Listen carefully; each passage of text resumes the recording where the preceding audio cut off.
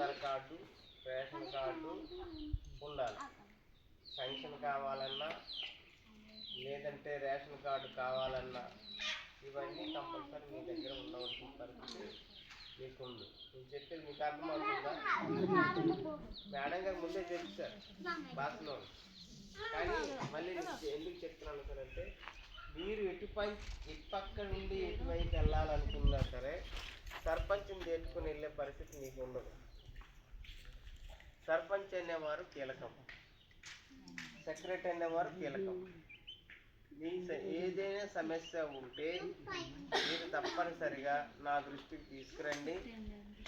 తప్పకుండా సచివాలయ దృష్టికి తీసుకెళ్ళి ఏదేదైతే సమస్య మీకుందో ఆ సమస్య ప్రకారము ఈ గ్రామ సభలో మనం ఏమేమి మాట్లాడుకున్నామో అవన్నీ కూడా న్యాయం చేయడానికి తప్పకుండా నేను కూడా ప్రయత్నం చేస్తాను.